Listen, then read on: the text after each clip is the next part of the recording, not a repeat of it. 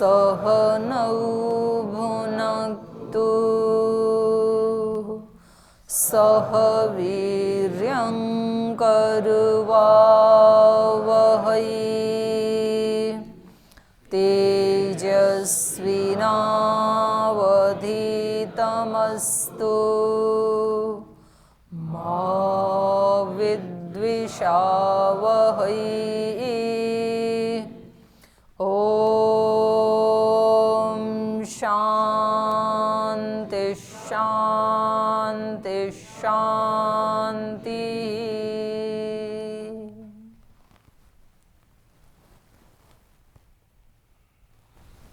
छांदोग्य उपनिषद के चतुर्थ प्रपाठक का 16वां खंड हम पढ़ रहे थे और इसमें बाह्य यज्ञ के बारे में हमें बता रहे थे। एक सृष्टि यज्ञ चल रहा है और एक जो हम स्थूल यज्ञ करते हैं वो उसका प्रतीक है, और एक आंतरिक यज्ञ चल रहा है। तो जो बाहर का जो यज्ञ है जो हम रोजाना करते हैं अग्निहोत्र के रूप में, वो यज्ञ सृष्टि यज्ञ और हमारे जीवन यज्ञ, इन दोनों का प्रतीक है, सिंबॉलिक है वो यज्ञ। तो बाहर वाला यज्ञ कैसे पूर्ण होता है वो इसमें हम अध्ययन कर रहे थे। तो दो प्रकार की उसमें व्यवस्था होती है बाह्य यज्ञ में। एक होती है जो बोलने की प्रक्रिया है मंत्र पाठ की, तो वो होता, अध्वर्यु, उद्गाथा, 3 प्रकार के ऋत्विक हैं। तो वो तीनों प्रकार के अलग अलग मंत्रों का उच्चारण करते हैं, तीनों वेदों का, सामवेद, यजुर्वेद, अथर्ववेद का। ऋग्वेद का होता और यजुर्वेद का अध्वर्यु और सामवेद का उद्गाथा, और ब्रह्मा उसमें मौन रहता है। तो 2 प्रक्रिया हैं, एक बोलने वाली, एक चुप रहने वाली। ऐसे ही इस सृष्टि में भी ये यज्ञ चल रहा है। तो ईश्वर का जो यज्ञ सृष्टि में चल रहा है वो कैसा है? मौन, मौन होके काम कर रहे हैं ना सब। सूर्य, वायु, पृथ्वी, जल, अग्नि, ये सब भी यज्ञ कर रहे हैं, लेकिन ये कैसे कर रहे हैं? मौन होके कर रहे हैं। और मनुष्य भी कर रहे हैं, सृष्टि में अपना योगदान दे रहे हैं, वो बोल के करते हैं। कोई किसी को उपदेश दे रहा है, किसी के जीवन को बचा रहा है। और ऐसे ही हमारे जीवन में भी यज्ञ चल रहा है। तो जीवन के यज्ञ के जैसे वहां पर ब्रह्मा और ऋत्विक, तीनों प्रकार के ऋत्विक, उनकी जो 2 धाराएं थी, ऐसे ही हमारे जीवन में जो यज्ञ चल रहा है उसमें मन और वाणी, इन 2 के माध्यम से चल रहा है। तो वाणी तो बोलती है, तो बोल करके यज्ञ हो रहा है, और मन स्थूल रूप से बोलता नहीं है, तो वो चुप रह करके यज्ञ कर रहा है। तो मन और वाणी, इन दोनों के सहयोग से हमारा जीवन यज्ञ आगे बढ़ रहा है। कब बोलना चाहिए, क्या बोलना चाहिए, कितना बोलना चाहिए, कैसे बोलना चाहिए, ये पहले मन में सोच करके फिर वाणी यदि प्रयोग करे, फिर यदि वाणी बोले, तो फिर वो कैसा हो जाता है? बोलना यज्ञ स्वरूप हो जाता है, जीवन यज्ञमय बन जाता है फिर। और मन का सहयोग नहीं है, मन की बात सुनती नहीं है वाणी, जो मन में आया वही बोल दिया, जहां नहीं बोलना चाहिए था वहां भी बोल दिया, और जैसा नहीं बोलना चाहिए था वैसा बोल दिया, और जितना बोलना चाहिए था उतना ना बोल के उससे ज्यादा ही बोल दिया। तो फिर ये वाणी यज्ञ रूप नहीं होती है, फिर ये वाणी झगड़ा रूप हो जाती है, झगड़े हो जाते हैं ना फिर वाणी से, तो फिर ये दुख का कारण बन जाती है। यज्ञ तो सुख का कारण बनना चाहिए। तो ये तो एक साधन मिला था हमें, वाणी तो, मन तो एक साधन मिला है, इतना जबरदस्त साधन मिला है।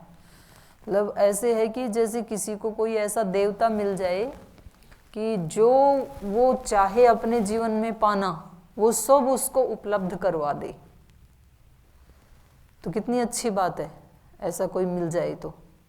और ऐसा वो देवता मन ही है, वो हमें ईश्वर ने दिया है, कल्प वृक्ष जिसको कहते हैं ना, तो कल्प वृक्ष के नीचे बैठ करके जो जैसी अभिप्सा करता है वो उसकी पूरी हो जाती है। ऐसा ये हमारा मन है, और मन में भी खास करके जो हमारा अवचेतन मन है, सब कॉन्शियस माइंड है, जो एक तो चेतन मन है, इसकी अपनी मुश्किल से 4 या 5% क्षमता है, बाकी 95% शक्ति हमारी छिपी हुई है। अचेतन मन कहें उसको, अवचेतन मन कहें, सब कॉन्शियस माइंड कहें, वो उसमें है, और हम जो चाहते हैं वो उसको पूरा कर सकता है, इतनी शक्ति है उसमें, वो लग जाता है। लेकिन उसका यूज कैसे करें वो हमें नहीं पता होता है। हम उसको कभी, मतलब ये ऐसे जैसे किसी के पास दबा हुआ खजाना हो, उसको पता ही नहीं कि मेरे पास इतने हीरे मोती, इतना खजाना मेरे पास है, और वो भीख ही मांगता रहता है। कोई एक भिखारी पूरी जिंदगी भर एक वहाँ बोरी बिछा करके भीख मांगता रहा, और जब वो शरीर उसका छूट गया, मृत्यु हो गई, तो उसका संस्कार कर दिया, उसकी बोरी को हटाया और थोड़ा वहाँ पर कस्सी से उन्होंने लेपन करने के लिए खोदा, तो पता लगा वहाँ तो बहुत खजाना था, अकूत खजाना था, धन संपदा थी वहाँ पे। वो पूरी जिंदगी भर मांगता ही रहा। तो ये कहानी किसी भिखारी भिक्षु की नहीं, हम सब की कहानी है। ये सब कॉन्शियस माइंड हमारे पास ऐसा ही एक देवता है, ऐसा ही एक खजाना है, जो कितनी भी बड़ी से बड़ी मनुष्य जो इच्छा अभिप्सा कर सकता है। बड़ी से बड़ी अभिप्सा मनुष्य क्या करेगा?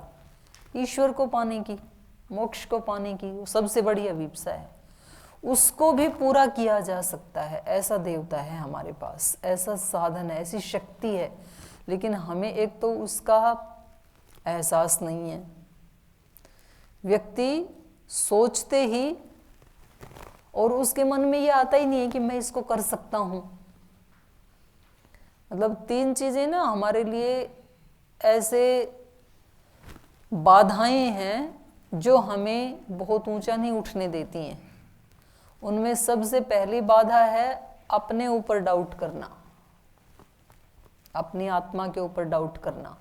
व्यक्ति को लगता है मैं ऐसा कर पाऊंगा कि नहीं, मैं ऐसा सोच रहा हूं पर क्या मैं ऐसा कर पाऊंगा? बस वहां पर ही समझ लो वो नहीं कर पाएगा फिर। और सेल्फ कॉन्फिडेंस उससे उल्टा है, आत्मविश्वास। अगर आज तक एक व्यक्ति ने भी ऐसा किया है तो मैं भी कर पाऊंगा, क्योंकि मेरे पास भी वही आत्मा है। और आज तक एक व्यक्ति ने भी नहीं किया है तो भी मैं कर पाऊंगा, मैं एक नया इतिहास बनाऊंगा। ऐसा जिसके पास, आम लोगों में और महापुरुषों में यही अंतर होता है। आम व्यक्ति सोचता है कि मैं ऐसा कर पाऊंगा कि नहीं, ऐसा करके फिर वो डिसीजन ही नहीं लेता है, कोई बड़ा लक्ष्य बनाता ही नहीं है। प्रारभ्यतेन खलु विघ्न बहेन नीचई, प्रारंभ ही नहीं करते हैं कि विघ्न आएंगे, पता नहीं कर पाऊंगा कि नहीं कर पाऊंगा। तो वो कैसे लोग होते हैं? निम्न कोटि के होते हैं। श्लोककार ने उसको नीचे ही कह दिया, निम्न। और फिर कुछ ऐसे होते हैं कि शुरू तो कर दिया, लेकिन जैसे ही बाधा आई तो भागते हैं फिर वहां से कि छोड़ो इसको, तो डिसीजन चेंज कर लेते हैं।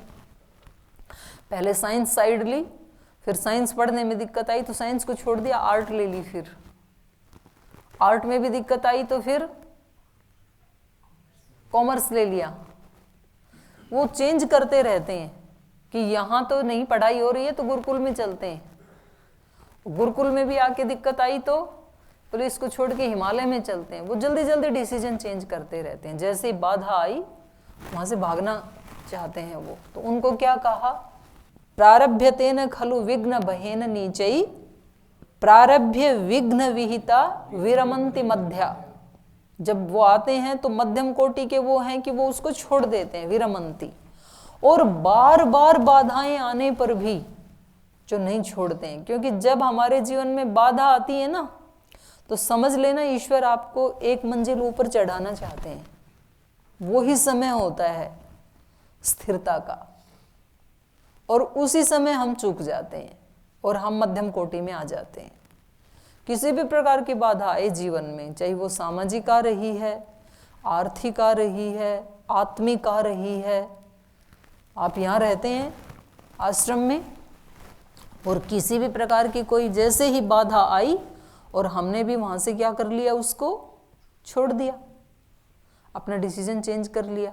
और वहाँ पर डट जाना कि ये आया है मेरे जीवन में तो निश्चित रूप से अब ये मेरी उन्नति का समय है। यही तो है मौका परीक्षा देने का, दिखाने का, अपने को प्रूव करने का। नहीं तो मैं प्रूव कब करूँगा?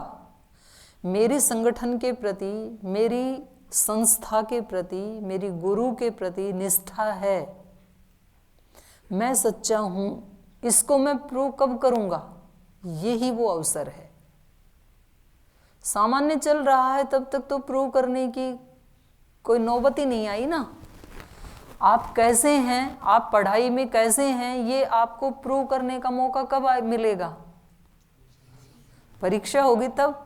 परीक्षा से पहले तो पता ही नहीं ना, यहाँ इतने जने बैठे हैं तो इसमें कौन ज़्यादा पढ़ने वाला है, कौन आलस्य करने वाला है, ये कैसे पता लगेगा? वही मौका होता है। और जो व्यक्ति परीक्षा का टाइम आते ही बोलते घर में जाना है, जरूरी काम है, माताजी बीमार है, पिताजी बीमार है, बैंक का काम है, ऐसे करके भागने लगा, तो फिर वो मौका चूक गया। वो प्रूव नहीं कर पाएगा अपने आप को। वो परीक्षा देके ही अगली कक्षा में जाना था और वो अगली कक्षा में नहीं जा पाएगा फिर। तो ऐसे ही हमारे जीवन में होता है। तो ये यज्ञ का एक वो बता रहे थे, एक चित्र खींच करके बता रही थी ऋषि हमारे को कि वाणी और मन ये दो साधन हैं हमारे पास। तो मन कैसे करता है, हमारे को आगे कैसे बढ़ाता है? मौन रहते हुए। जैसे बाहर का यज्ञ सफल होता है, पूर्ण होता है, वो कैसे? उसमें ब्रह्मा चुप रहता है, वो बोलता नहीं है। यदि वो बोल जाए तो फिर यज्ञ खंडित हो जाएगा, और यज्ञ खंडित हो गया तो यजमान अपने आप ही खंडित हो गया फिर। तो यही बताया था इसमें कि ये ऐसा ही है जैसे कोई एक रथ के एक चक्र से रथ को चलाना चाहे। तो इन्होंने ये बताया था कि ऐसा जो करेगा वो यज्ञम ऋष्यंतम, वो यज्ञ को नष्ट कर लेता है, और नष्ट करता हुआ यज्ञ यजमानो अनुरिष्यति, ये तीसरे मंत्र में बताया था। नष्ट होता हुआ यज्ञ यजमान को भी नष्ट कर देता है। तो जब हम मन से जो करना चाहिए, मन से डिसीजन लेना चाहिए, मन से क्या बोलना है, कितना बोलना है, कैसा बोलना है, ये बिना सोचे समझे वाणी से कुछ भी बोलते रहते हैं, तो फिर वो वाणी हमारे जीवन यज्ञ को नष्ट कर देती है। और जीवन यज्ञ के नष्ट होने से ये यजमान ही नष्ट हो जाता है। यजमान मतलब आत्मा। तो आत्मा का ही अपना ह्रास हो जाता है, ये हमें बता रहे थे ये। तो इसमें कोई आपकी कोई शंका हो, कोई प्रश्न हो तो आप पूछ सकते हैं। 2-3 पॉइंट बता रहे थे, स्वयं पे संदेह करना करके। जी जी हाँ, तो सबसे पहली बात है तो यही होती है कि हम अपने ऊपर संशय कर लेते हैं। तो सेल्फ कॉन्फिडेंस ये पहला वो है आगे बढ़ने का। और दूसरा होता है, हमें ये पता तो है कि मैं कर सकता हूं, फिर उसमें पुरुषार्थ ना करना। कई बार व्यक्ति को पता होता है ना मेरे अंदर शक्तियां हैं, और परीक्षा के अंतिम दिन तक पढ़ता नहीं है, तो इसको क्या कहेंगे? प्रमाद। शक्ति तो है, पता भी लग गया, लेकिन उसका सदुपयोग नहीं करते हैं हम। जैसे मान लो हमें पता है कि इस रोग में ये दवा काम करती है, और हम उस दवा को बोले रोज रोज क्या थोड़ी थोड़ी लेना, एक ही दिन पूरी बोतल पी लेंगे, ऐसे थोड़े होता है। तो वो जो शिवलिंग बनाते हैं उसके ऊपर जो पानी की बूंद गिरती है वो एक एक बूंद गिरती है 24 घंटा। अब कोई कहे 24 घंटा गिराने की क्या जरूरत, 24 घंटे में एक बाल्टी गिरती है, तो 1 मिनट में एक बाल्टी डाल कर काम खत्म करो। ऐसे नहीं होता है। 24 घंटे में जो थोड़ी थोड़ी ऑक्सीजन लेते हैं, तो क्या थोड़ी थोड़ी पूरे दिन उसको सांस को चलाते रहना, एक ही बार एक सिलेंडर अंदर डालो छुट्टी, क्या सांस लेते रहना, ऐसे नहीं होता है। तो एक एक श्वास से ही जिंदगी आगे चलती है। तो रोज का पुरुषार्थ रोज ही करना होता है। रोज रोज खाना खाना, तो पूरे महीने भर का एक ही बार स्टोर कर लो, अंदर खोल के डाल दो। ऐसे थोड़े होता है। 2 टाइम का भी एक बार नहीं खाया जाता है, और 2 टाइम का एक बार खाया तो परेशानी में पड़ जाओगे आप। तो ये ऐसे, ये दूसरी बाधा है हमारी। शक्तियों का पता लगने के बाद भी उसका निरंतर सदुपयोग नहीं करना, कुछ दिन करके छोड़ देना या फिर इकट्ठा कर लेना, ये दूसरी बाधा होती है हमारी। निरंतर ये नहीं है जीवन में। तो अपने ऊपर विश्वास होना, फिर अपनी शक्तियों का निरंतर सदुपयोग करना।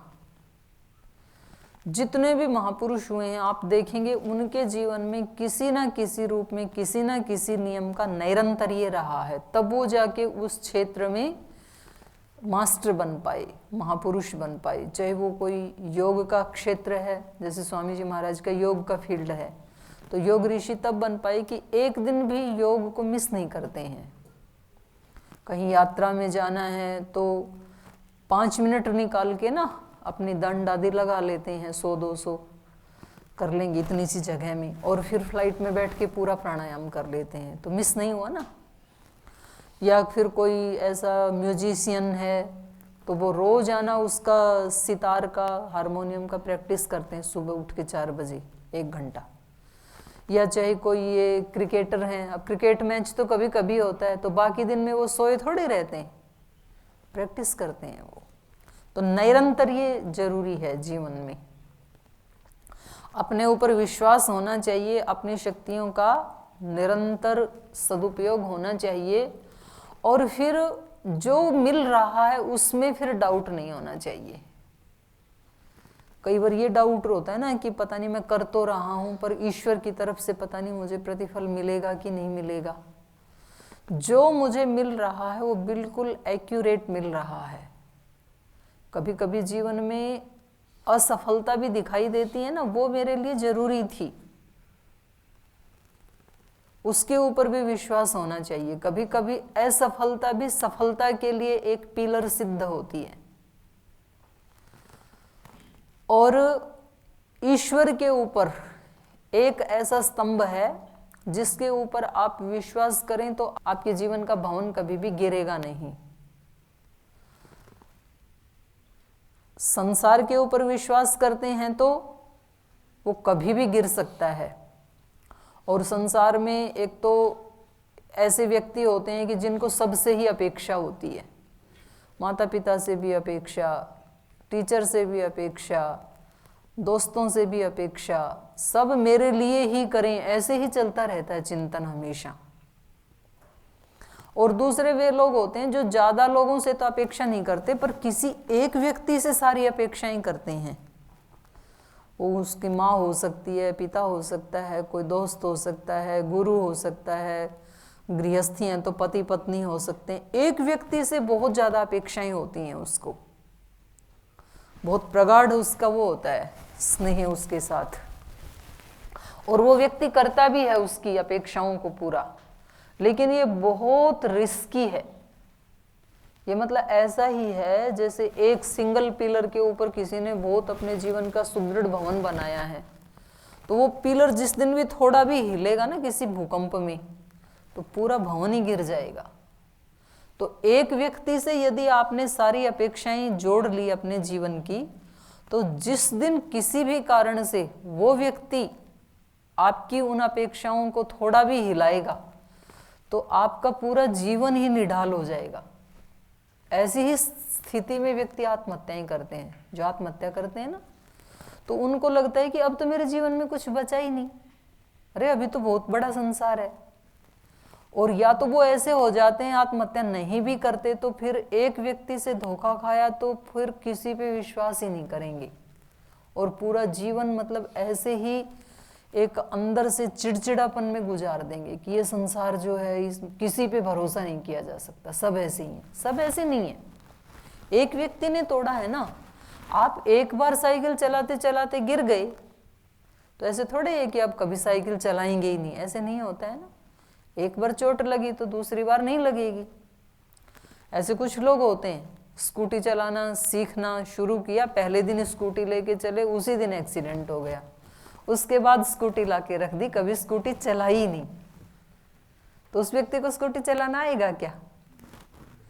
कुछ लोग ऐसे गाड़ी चलाते हैं, चलाई पहले ही दिन एक्सीडेंट, क्योंकि वो डरते डरते चलाई थी।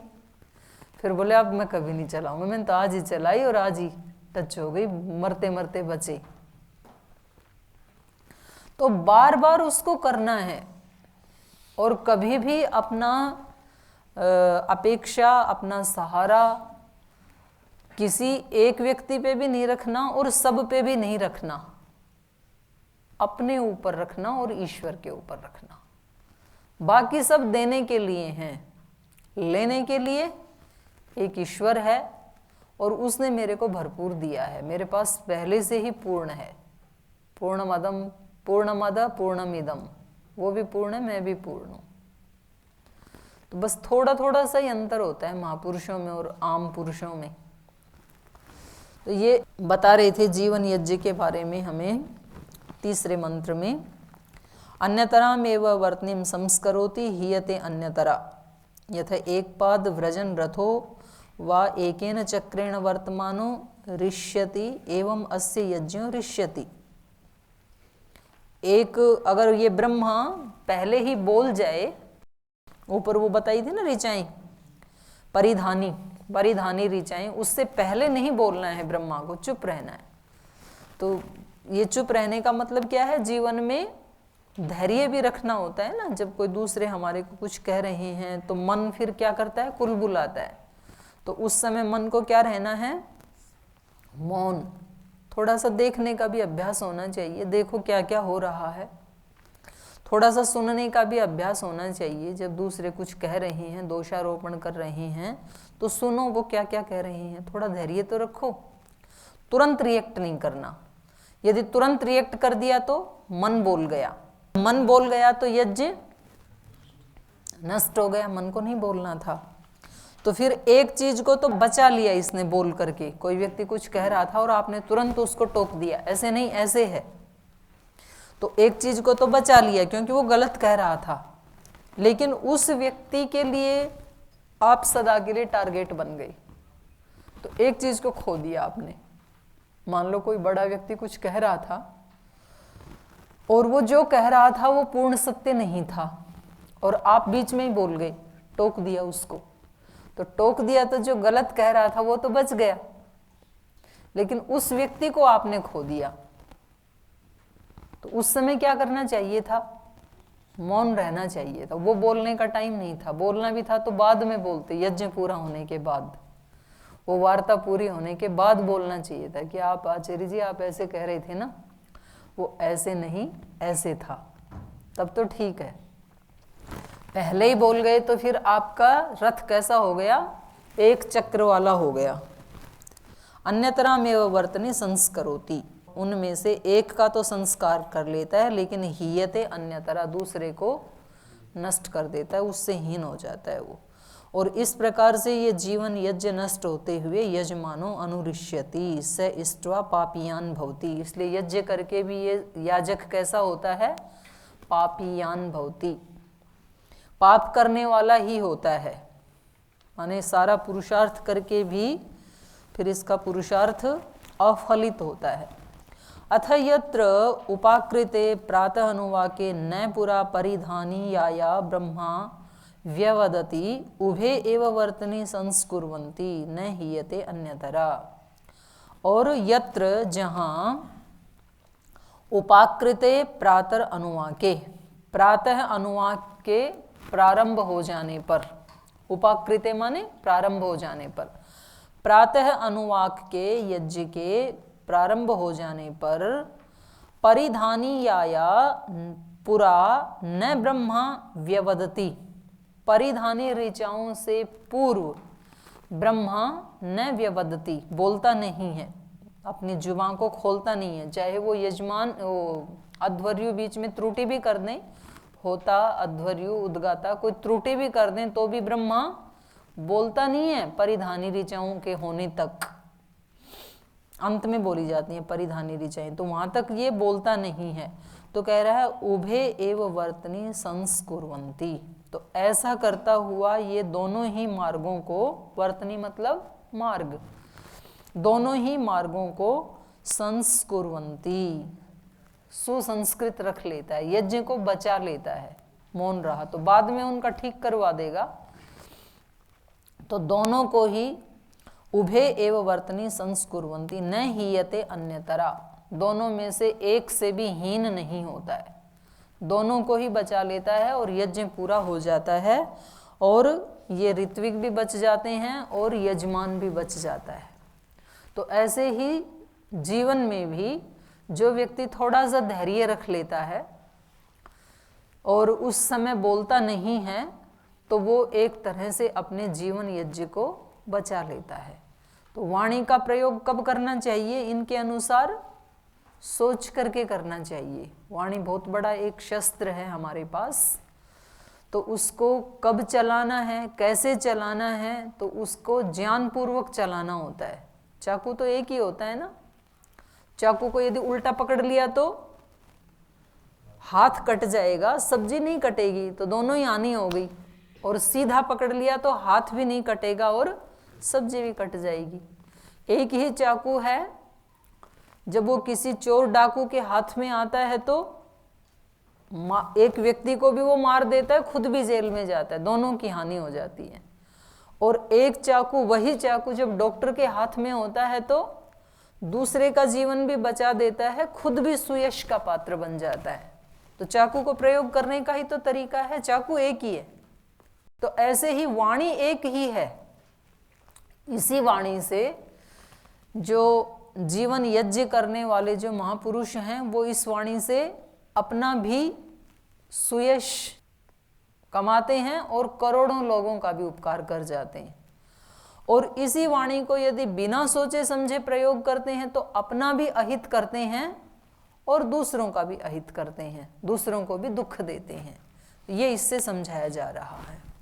स यथा उभयपाद व्रजन रथो वा उभाभ्याम चक्राभ्याम वर्तमान प्रतितिष्ठति एवं अस्य यज्ञ प्रतितिष्ठति यज्ञं प्रतितिष्ठन्तं यजमानो अनुप्रतितिष्ठति स इष्ट्वा श्रेयान् भवति। तो जिस प्रकार से स यथा उभयपाद व्रजन, दोनों पैरों से चलता हुआ, दोनों पैरों से चलता हुआ रथ अर्थात दोनों पहियों से, यथा उभयपाद व्रजन रथो वा उभाभ्याम चक्राभ्याम वर्तमान है। या तो कोई मनुष्य जो दोनों पैरों से चल रहा है तो वो मार्ग को लांघ जाता है, अपने लक्ष्य को प्राप्त कर लेता है। या फिर दोनों चक्रों से चलता हुआ कोई रथ अपने गंतव्य स्थान को प्राप्त कर लेता है। वर्तमान मतलब घूमता हुआ, वर्तन करता हुआ। प्रतितिष्ठति, प्रतिष्ठित हो जाता है, अपने लक्ष्य को प्राप्त कर लेता है। एवं अस्य यज्ञ, इसी प्रकार इस व्यक्ति का जीवन यज्ञ भी प्रतितिष्ठति, प्रतिष्ठित हो जाता है। किस व्यक्ति का जीवन यज्ञ? जो मन और वाणी के बैलेंस को, संतुलन को बना के चलता है, उस व्यक्ति का यज्ञ प्रतितिष्ठति। दोनों का, मन को मतलब केवल सुनते ही रहे, जहां बोलना चाहिए था वहां भी नहीं बोले तो भी जीवन यज्ञ आगे नहीं चलेगा। मतलब जहां आपको अपनी विद्या का प्रदर्शन करना था, सुनाना था, मंच के ऊपर सुनाना था ना, और वहां भी आप मौन धारण किए रहे तो फिर आप क्या हो जाएंगे? निग्रह स्थान में पड़ जाएंगे। फिर तो भी जीवन यज्ञ में आपको सुयश नहीं मिलेगा। तो वहां तो बोलना चाहिए था, सुनाना चाहिए था। तो इन दोनों का बैलेंस, वाणी और मन का, कहाँ चुप रहना है, कहाँ बोलना है, इसका जो संतुलन बना लेता है उसका जीवन यज्ञ प्रतितिष्ठति। यज्ञम प्रतितिष्ठन्तम, और यज्ञ के प्रतिष्ठित होते हुए यजमानो अनुप्रतितिष्ठति, ये यजमान भी उसके पीछे पीछे प्रतिष्ठित हो जाता है, सफलता को प्राप्त कर लेता है।